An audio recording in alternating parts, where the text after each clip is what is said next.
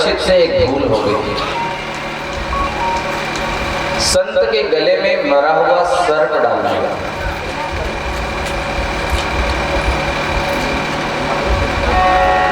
और संत बालक ने श्राप दे दिया कि 7 दिन में तुम्हारी मृत्यु हो जाएगी।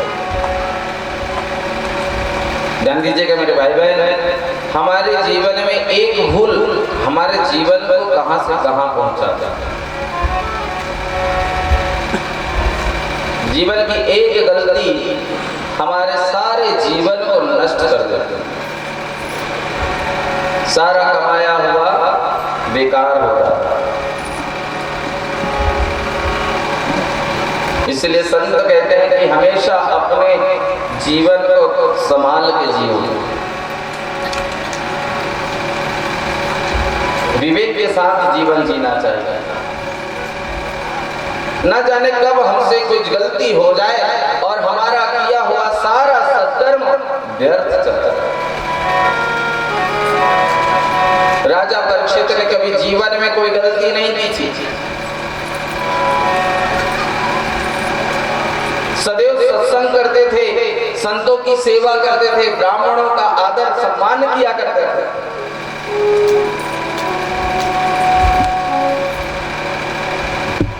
लेकिन कलयुग के साथ 10 मिनट का सत्संग किया और बुद्धि बिगड़ गई। ध्यान दीजिएगा, संगत की बहुत बड़ी महिमा है। एक संगत हमारे जीवन को सुधारती है और एक संगत हमारे जीवन को बिगाड़ती है। इसलिए संगत संभाल के करना चाहिए। तो संगत किससे करें? संग किसका करें? संगत करो साधु की जो हरे कोटि अपराध। संग करना हो तो साधु की करो, संतों की करो,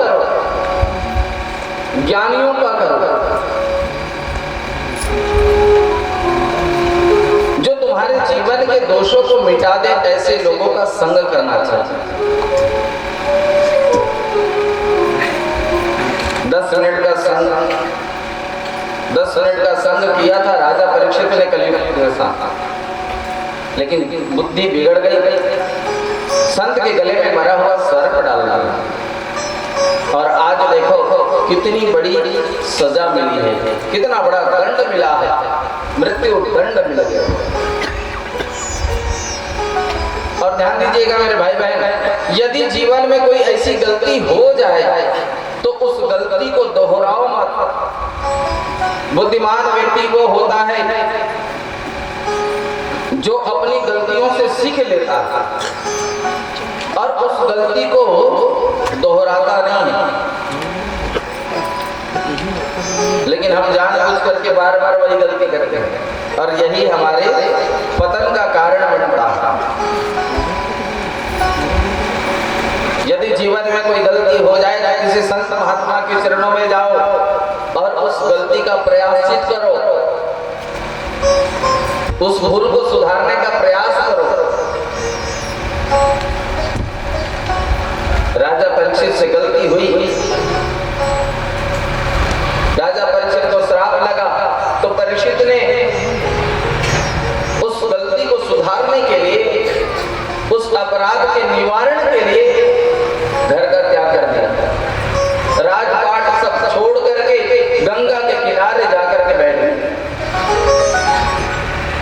बुद्धिमान व्यक्ति वही होता है जो अपनी भूल को सुधार लेता है।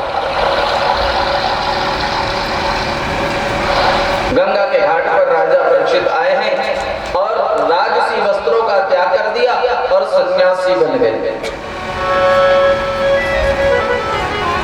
तो देखो आज राजा परीक्षित पर कृपा करने के लिए हजारों संत पहुंचे, बड़े बड़े संत आए हैं। जब कोई व्यक्ति अपने जीवन को सुधारने का प्रयास करता है ना मेरे भाई बहन, तो संतों की कृपा अनायास ही हो जाता है। फिर तुम्हें संत को ढूंढने की आवश्यकता नहीं है, संत स्वतः तुम्हारे घर तक आ जाएंगे। भगवत कृपा से संत तुम्हारे द्वार तक आ जाएंगे। लेकिन हम अपने जीवन को सुधारने का प्रयास तो करें।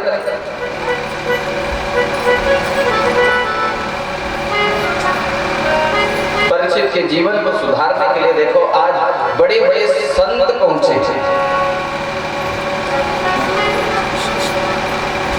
और इतना ही नहीं, परीक्षित के जीवन को सुधार करके मुक्ति प्रदान करने के लिए आदरणीय श्री सुखदेव जी महाराज पहुंचे हैं। सुखदेव जी महाराज का राजा परीक्षित ने सुंदर स्वागत किया है, ऊंचे आसन पर बिठाया है, अर्घपाद आचमन देकर के सुंदर पूजन किया। जब श्री सुखदेव जी महाराज थोड़े सुस्ता गए तो परीक्षित ने सुंदर हाथ जोड़ करके प्रश्न कर दिया कि महाराज मुझे आप ये बताइए कि जिसकी मृत्यु समीप हो या जो व्यक्ति निर्माण है, ऐसे व्यक्ति को क्या करना चाहिए, किसका संग करना चाहिए, किसका भजन करना चाहिए, क्या करना चाहिए बताइए। जब ऐसा प्रश्न किया तो सुखदेव जी महाराज बड़े प्रसन्न हो गए, बड़े गदगद हो गए। सुखदेव जी महाराज कहते हैं कि परीक्षित तुमने जो प्रश्न किया है ना, ये तुम्हारा अकेले का प्रश्न नहीं है, ये पूरे मानव समाज का प्रश्न है, सारे मानव जाति का प्रश्न है, क्योंकि सभी को 7 दिन में ही मरना है। किसी के लिए 8वां दिन तो है, महीना कोई हो सकता है, साल कोई हो सकता है, लेकिन दिन तो 7 ही दिन होंगे और इन्हीं 7 दिनों में ही हमारी मृत्यु है। हम सबको 7 दिन में ही मरना है, लेकिन बुद्धिमान होते हैं वो जो इन 7 दिन में अपनी मुक्ति का कोई उपाय कर लेते हैं। राजा परीक्षित आज अपनी मुक्ति के लिए बैठा है, आज अपने मुक्ति की कामना से बैठे हैं और हम लोग आज बैठे तो हैं, लेकिन किस कामना से, बोलो ना। सब अलग अलग कामना लेकर के यहाँ पर बैठे हैं, लेकिन बहुत कम लोग होंगे ऐसे जो मुक्ति की कामना से भागवत सुनते हैं। प्रेम से कहिए, जोर से बोलो ना जी। कई लोग भागवत कराते हैं कि हमारी फैक्ट्री अच्छी चल जाए, कई लोग कुछ कामना से भागवत कराते हैं, लेकिन बहुत कम लोग ऐसे होते हैं मेरे भाई बहन जो भागवत इसलिए सुनते हैं कि भगवान से हमारी प्रीति हो जाए, भगवान की हमें प्राप्ति हो जाए, हमारा जीवन धन्य हो जाए, हमें मुक्ति मिल जाए। मुक्ति के लिए भागवत कराते हैं। वैसे तो भागवत अनेक कामनाओं को प्रदान करती है। आप जिस कामना से, जिस भाव से भागवत के श्री चरणों में बैठोगे, ये भागवत आपके भौतिक सुख को तो प्रदान करती ही है, साथ साथ आपको मुक्ति भी प्रदान कर देती है, मुक्ति भी दे देती है, क्योंकि भागवत तो मुक्ति दायिनी है ना जी, पाप नाशनी है, मुक्ति प्रदायिनी है। सुखदेव जी महाराज कहते हैं परीक्षित तुम्हारा प्रश्न तुम्हारा नहीं, ये तो पूरे मानव जाति का प्रश्न है। एक बात और निवेदन करते हैं, जब संतों के पास कोई व्यक्ति व्यक्तिगत प्रश्न लेकर के जाता है तो संत थोड़े सकुचाते हैं उत्तर देने के लिए, लेकिन जहां पर सच्चे संत के पास कोई लोक हित का प्रश्न करता है तो संत भी बड़े भाव में आ जाता है। अपने लिए तो सब प्रश्न करते हैं, लेकिन जो औरों के लिए भी जो प्रश्न करता है और उस प्रश्न को सुन करके संत भी बड़े प्रसन्न हो जाते हैं। आज सुखदेव जी महाराज भी बड़े प्रसन्न हो गए और देखो सुखदेव जी महाराज इतने भावुक हो गए इस प्रश्न को सुन करके कि उन्होंने शास्त्र की मर्यादा भी तोड़ दी, शास्त्र की मर्यादा भी तोड़ दी और राजा परीक्षित को सुंदर कथा सुनाने लगे, राजा परीक्षित के प्रश्नों का उत्तर देने लगे। कहा कि परीक्षित, ये तुम्हारा अकेले का प्रश्न नहीं है, ये सारे मानव जाति का प्रश्न है। पर सुनो, मरना तो सबको है, पर बुद्धिमान व्यक्ति वो होते हैं परीक्षित जो अपने जीवन को सुधार लेता। जो समय बीत गया उस पर चिंता मत करो, जो समय बीत गया है उसके पीछे मत रहो, जो समय बाकी है उसका सदुपयोग करो और सुंदर भगवान का भजन करो, सुंदर भगवान का स्मरण करो।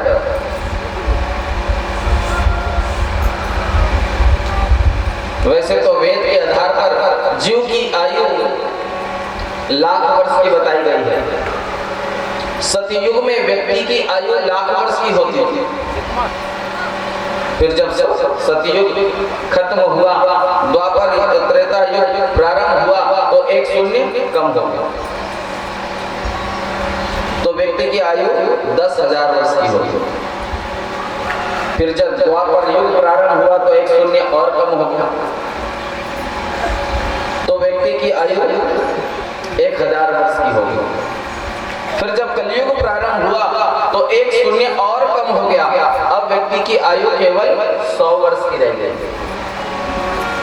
और उस 100 वर्ष में भी कई बहुत कम लोग ही जी पाते हैं, नहीं तो सब 90-95 में ही सियाराम हो जाते हैं। प्रेम से कहिए, जिंदगी का कोई भरोसा नहीं है मेरे भाई बहन।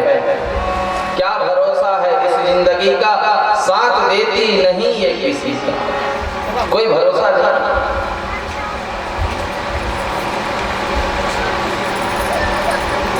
तो परीक्षित 100 वर्ष की आयु मिली है, कलयुग के जीवों को 100 वर्ष की आयु मिली है, लेकिन उस 100 वर्ष की आयु का भी हम सदुपयोग नहीं करते। 50 वर्ष को हम सोने में बिता देते हैं। दिन में कितने घंटे होते हैं? 24 घंटे में तो 12 घंटा हम सोने में बिता देते हैं और 12 घंटा हम संसार के कार्यों में बिता देते हैं। आगे कैसे बढ़ना है, कैसे पढ़ाई लिखाई, ये तो सब में 12 घंटा व्यतीत कर देते हैं। इस प्रकार हम अपने आयु को बर्बाद करते जा रहे हैं। सुखदेव जी महाराज कहते हैं, परीक्षित, जो आयु तुमको प्राप्त है ना, इस आयु का सदुपयोग करो, भगवान का भजन करो। बुद्धिमान व्यक्ति वही है जो अपने आयु का सदुपयोग कर लेता है। और परीक्षित, तुम्हारे पास तो 7 दिन है ना, तो सुनो, मैं तुमको क्रम अनुसार मुक्ति प्रदान करूंगा, तुम घबराओ नहीं। सुखदेव जी महाराज कहते हैं, परीक्षित,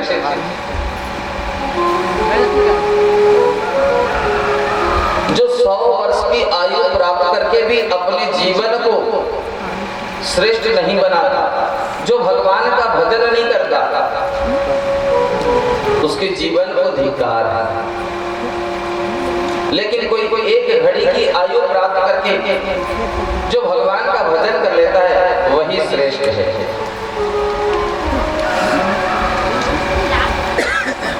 हम 100 वर्ष की आयु तो लेकर के बैठे हैं, लेकिन हम उस 100 वर्ष की आयु में करते क्या है? केवल संसार का ही काम करते हैं, संसार को ही मनाने में, संसार को ही रिझाने में लगे हुए हैं। कोई हमसे रूठे ना, कोई हमसे बिछड़े ना, बस यही चिंता हमको सताती है। लेकिन मेरे भाई बहन ध्यान दीजिएगा, संसार को मनाने में तो सारा जीवन लगा दोगे, लेकिन संसार के व्यक्ति को कभी मना नहीं पाओगे।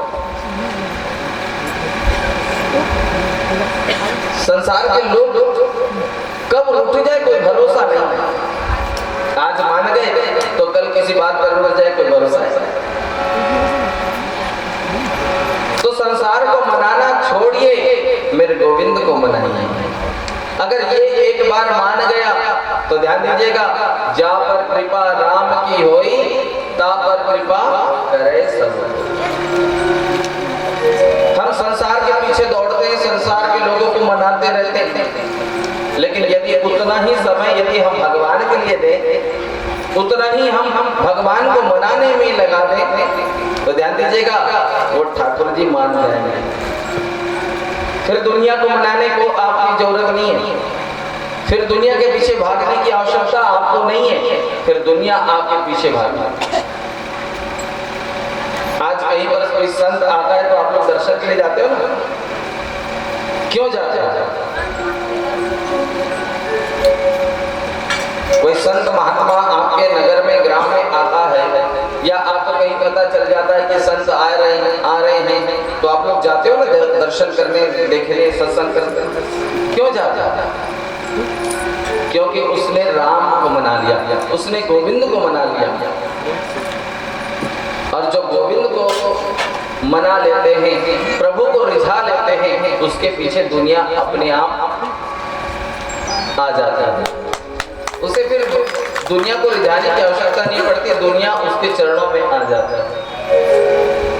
नहीं तो संतों के पास होता क्या है बताइए? कुछ होता है?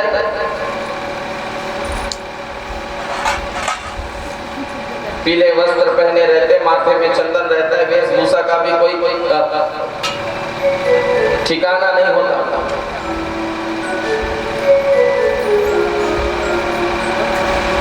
लेकिन फिर भी आप लोग उनके दर्शन को जाते हो, उनके चरणों को प्रणाम करते हो, उनका आशीर्वाद ग्रहण करते हो।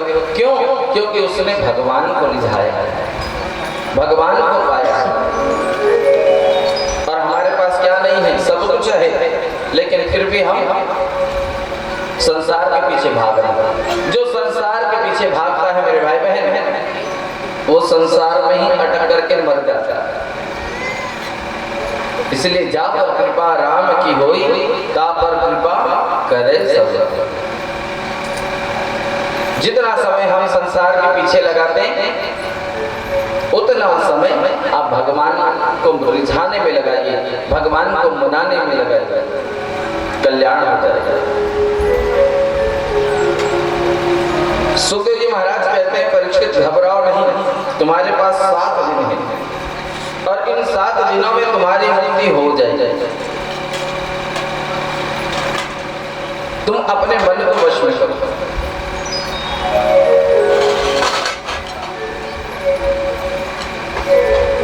तुम अपने मन को भगवान के चरणों में लगाओ, तुम भगवान से अपना संबंध बना लो।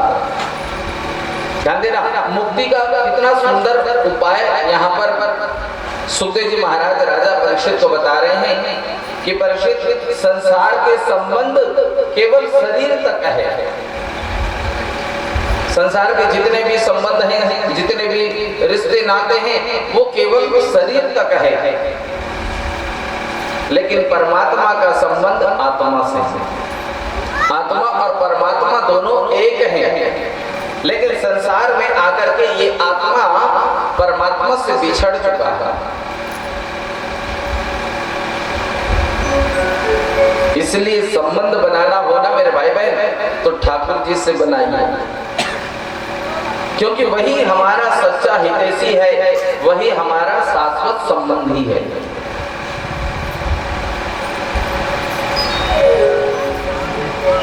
और ध्यान दीजिएगा, जिसने ठाकुर जी से संबंध बनाया है, भगवान उस संबंध को, उस रिश्ते को निभाया भी है। मीरा ने संबंध बनाया तो भगवान ने उस संबंध को, उस रिश्ते को निभाया है। आज भी भगवान आते हैं, लेकिन कोई भाव से बुलाते हैं। आज भी मेरे गोविंद आने को तैयार है, लेकिन आप भाव से बुलाते हो क्या?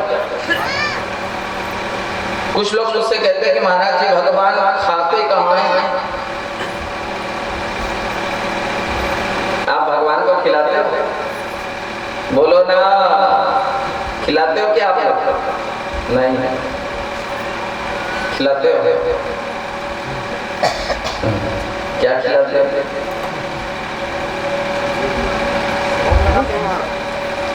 ठीक है भोग लगाते हो, लेकिन क्या भोग लगाते हो? मिश्री। आपको यदि रोज मिश्री दिया जाए तो क्या आप रोज मिश्री खाओगे? तो फिर कहां से भोग लगाते? किसी ने कहा महाराज जी हम तो भगवान को लड्डू खिलाते हैं। मैंने कहा ठीक है, अच्छी बात है, आप लड्डू खिलाते हो, लेकिन मुझे ये बताओ आप कौन सा मिठाई खाते हो? बोले महाराज मैं तो काजू कतली खाता हूं। अच्छा, अपने खाने के लिए काजू कतली चाहिए और भगवान को लड्डू जलकोनो नहीं खाना। सबसे सस्ता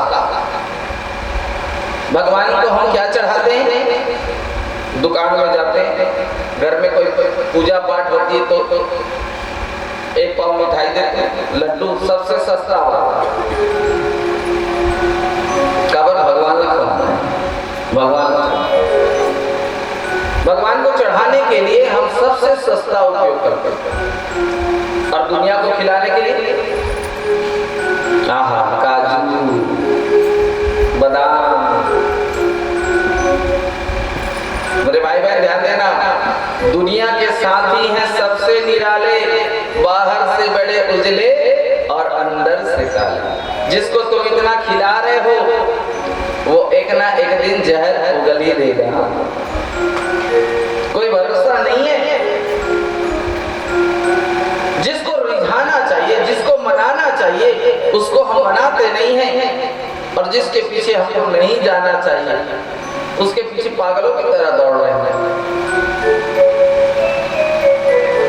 ठीक है, संसार में आए हो तो संबंध है, इस शरीर से संबंध है, तो मेरे भाई बहन ध्यान दीजिएगा, उस संबंध का निर्वाह करो, लेकिन ज्यादा ध्यान उसी तरफ नहीं रहना चाहिए। कुछ ध्यान ठाकुर की तरफ भी लगाओ, भगवान की सेवा में लगाइए। और ध्यान रहे, जैसा आप अपने जीवन के लिए करते हो, अपने लिए करते हो, वैसी ही सेवा भगवान के लिए भी करनी चाहिए। आप यदि अच्छा भोजन करते हो तो वही भोजन भगवान को समर्पित करो, वही भगवान को खिलाओ, वही भगवान को अर्पण करो। हमारी पूजा ही ठीक नहीं है तो हम कहां से भगवान को पा सकते हैं? हमारी पूजा पद्धति ही ठीक नहीं है, और हम कहते हैं हम भगवान के बहुत भक्त हैं। गले में 50 कंठी माला पहनने से कोई लाभ नहीं है जब तक दिल में ठाकुर जी को न बिठा, मन में ठाकुर जी को बिठाया नहीं और गले में कंठी बांध के घूमोगे तो कोई लाभ होगा क्या? बोलो ना, होगा? झूठे बहरूपिया बनने से कोई लाभ नहीं है मेरे भाई बहन। पहले अपने मन में, अपने दिल में ठाकुर जी को बिठा लो, फिर कंठी माला का चमत्कार देखो। एक बड़ी प्यारी कथा मुझे स्मरण में आ रही है, सुनाओ आपको। एक छोटा सा बालक,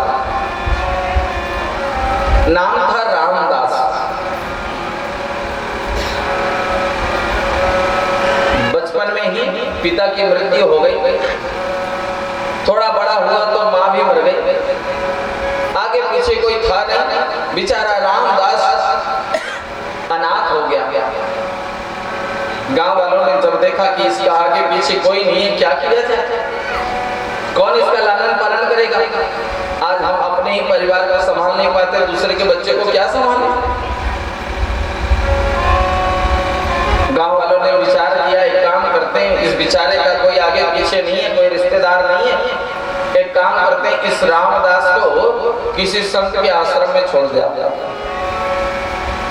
2-4 गांव वाले मिलकर के उस रामदास को एक संत के आश्रम में छोड़ दिया। कहा कि बाबा इस बेचारे का कोई नहीं है, माता पिता की मृत्यु हो गई, आगे पीछे कोई देखभाल करने वाला नहीं है, आप इसे अपने शरण में रख लीजिए, आपकी सेवा भी करेगा, 2 रोटी आप प्रसादी पालेगा। अब संत तो करुणावान होते,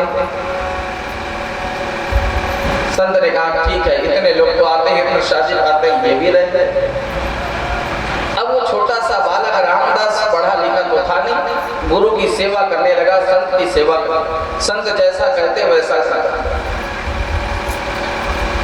उस संत के आश्रम में सुंदर राम दरबार लगा हुआ। भगवान राम जी की प्रतिमा, लक्ष्मण जी की प्रतिमा, सीता जी की प्रतिमा, हनुमान जी की मूर्ति सब विराजमान।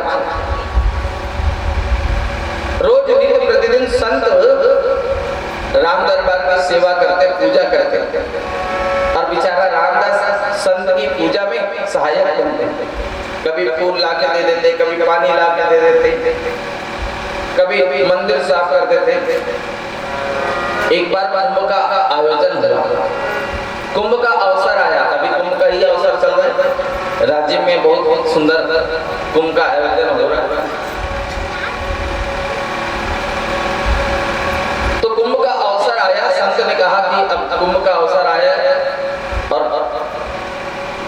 जिंदगी का कोई भरोसा नहीं, कुंभ में स्नान करनी चाहिए, और राम जी को छोड़ करके मैं जा नहीं सकता, क्या करूं? रामदास ने बुलाया, बेटा सुनो, कुंभ का अवसर आया है, मैं चाहता हूं कि मैं कुंभ स्नान करके आऊं, तो क्या तुम मेरे पीछे राम दरबार की सेवा कर सकते हो? छोटा सा बालक रामदास हाथ जोड़ करके कहा, गुरुजी आप मुझे बता दीजिए कि ठाकुर जी की कैसे सेवा करनी है, मैं वैसे ही सेवा करूंगा और आप निश्चिंत होकर के जाइए, सारी सेवा मैं करूंगा। संत ने कहा कि देखो बेटा, सुबेरे उठते ही प्रभु को उठाना, और देखो जैसे हम अपने शरीर की सेवा करते हैं, हम अपने शरीर का देखभाल करते हैं, वैसे ही भगवान की पूजा करनी है। जैसे हम अपने शरीर की पूजा करते हैं, सुबह उठते हैं, फ्रेश होते हैं, फिर बाल भोग करते हैं, स्नान करते हैं, बाल भोग करते हैं, फिर उसके बाद भोजन करते हैं, बिल्कुल वैसे ही तुमको भी भगवान की सेवा पूजा करनी है। इतना बोल करके संत चले गए। अब गुरु की आज्ञा है, संत की आज्ञा है। अब बेचारा रामदास गुरु की आज्ञा का अनुसरण करते हुए दूसरे दिन प्रातः होते ही भगवान को उठाया, जाकर के मंदिर का दरवाजा खोला, पर्दा हटाया और कहा कि भगवान उठ जाओ, सुबह हो गई, और एक लोटा जल भी रख दिया। अब आप लोग समझ गए होंगे कि वो लोटा क्यों रख रहे हैं।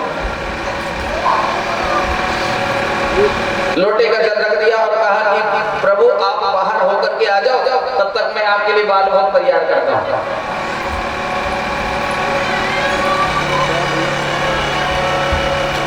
कुछ देर के बाद रामदास लौट करके आया तो लोटा जस का तस रखा हुआ था। अब भगवान को कहां बाहर जाने की आवश्यकता पड़ती है क्या? लेकिन देखो भाव, क्योंकि गुरु ने कहा है जैसा हम अपने जीवन में करते हैं वैसे ही भगवान की सेवा करेंगे। तो रामदास को लगा कि भगवान को भी जाना पड़ता होगा, सो लोटा रख दिया। लौट करके आए तो देखा लोटा जस का तस का। रामदास ने कहा कि प्रभु क्या आपको बाहर जाने की आवश्यकता नहीं पड़ती क्या? चलो कोई बात नहीं, बाल भोग का समय हो गया, आप स्नान कर लो। 2 बाल्टी पानी रख दी स्नान करने के लिए, लेकिन भगवान कहाँ स्नान करते? स्नान कराना पड़ता। रामदास ने सोचा भगवान कहाँ स्नान करेंगे, चलो मैं ही स्नान करा देता हूँ। तो सुंदर भगवान का स्नान करा दिया, स्नान करा करके सुंदर वस्त्र धारण करा दिया। और गुरु ने जाते जाते एक बात और कही थी कि बेटा रामदास ध्यान देना, जब तक तुम भगवान को भोजन ना करा लो तब तक भोजन मत कर। अब रामदास ने सुंदर भगवान का श्रृंगार कर दिया और उसके बाद भोजन बनाने चले गए। भोजन बना करके थाल में सजा करके सुंदर लेकर के आए और भगवान राम जी के सामने, सीता जी के सामने, लक्ष्मण जी के सामने, हनुमान जी के सामने 4 थालियां लगा दी और कहा कि प्रभु अब भोजन करिए, मैं पर्दा लगा देता हूँ। और पर्दा लगा करके रामदास बाहर बैठ गए और कहा कि प्रभु कोई कमी हो तो बता देना, मैं बाहर ही बैठा हूँ। देखो भक्त का भाव। तो भगवान कभी भोजन करते हैं क्या? थाली 10 की 10 पड़ी रही। 10 मिनट के बाद जब पर्दा उठा करके देखा तो थाली 10 के 10 थी। रामदास को बड़ा दुख हुआ, लगता है भगवान को दुख हो रहा है। गुरुजी चले गए ना तीर्थ में, तो लगता है प्रभु को थोड़ा दुख हो रहा है। कहा कि प्रभु, गुरुजी तो कुछ दिन के लिए गए हैं, आप क्यों इतना दुखी होते हो, भोजन कर लो ना। बार बार जब कहा तो भगवान कहाँ भोजन करते। रामदास को क्रोध आ गया। रामदास ने कहा कि देखो प्रभु, मेरे गुरु ने कहा है कि जब तक भगवान को भोजन ना करा लो तब तक भोजन मत करना, तो तुम्हारे कारण मुझे भी उपवास रहना पड़ जाएगा। और यदि आपने भोजन नहीं किया तो मैं प्रतिज्ञा करता हूं मैं भी भोजन नहीं करूंगा। जब तक आप भोजन नहीं करोगे मैं भी भोजन नहीं करूंगा। 1 दिन हो गया, 2 दिन हो गया, 3 दिन हो गया, बेचारा रामदास भी भूखा प्यासा बैठा रहा। जब चौथा दिन प्रारंभ हुआ, रामदास ने फिर से प्रसाद बना करके भगवान के सामने थाली रख दी और कहा कि अब तो प्रभु पालो, 3 दिन हो गए, अब तो भोजन कर लो। जब भगवान ने भोजन नहीं किया तो रामदास रोने लगे, कहा कि प्रभु अब आप भोजन नहीं करोगे तो मैं भी भोजन नहीं करूंगा, मेरा भी प्रतिज्ञा है। जब 4 दिन हो गए तो भगवान से रहा नहीं गया, तुरंत भगवान प्रकट हो गए। बोलिए सियावर रामचंद्र की। राम जी प्रकट हो गए, सीता जी प्रकट हो गए, लक्ष्मण जी प्रकट हो गए, हनुमान जी कहाँ पीछे रहते, हनुमान जी भी आ गए। भगवान भाव के भूखे हैं। भगवान प्रकट हो गए और सुंदर रामदास के हाथ से सुंदर भोजन करने लगे। रामदास ने डांटते हुए कहा कि प्रभु, आज 4था दिन है, 4था दिन भोजन कर रहे हो। 3 दिन से मैं रट रहा हूँ, पुकार रहा हूँ, और आज आपके कारण मुझे भी भूखा रहना पड़ गया। चलिए भोजन करिए। अब देखो भक्त के भाव में कितने भगवान बंध जाते हैं। अब जैसा रामदास कह रहे हैं भगवान वैसा ही करते हैं। ठीक है रामदास, तुम कहते हो तो भोजन कर लेते। अब सुंदर भोजन कर रहे हैं, भोजन कराया, फिर कहा कि प्रभु देखो आपने भोजन कर लिया, अब मेरी बारी है, मैं भी भोजन करता हूं, तब तक आप आराम करिए। अब सब आराम कर रहे हैं और सुंदर रामदास भोजन कर रहे हैं। अब यही क्रम चलने लगा।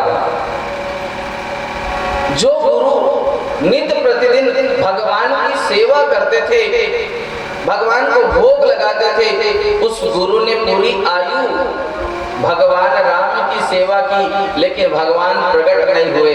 लेकिन रामदास के भाव में भगवान इतने भाव विभोर हो गए कि प्रकट होकर के भोजन करने लगे। हम भगवान को भोग तो लगाते हैं, लेकिन क्या मिश्री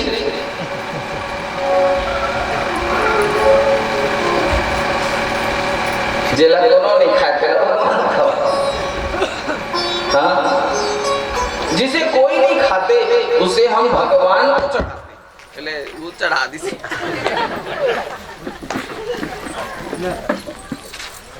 जा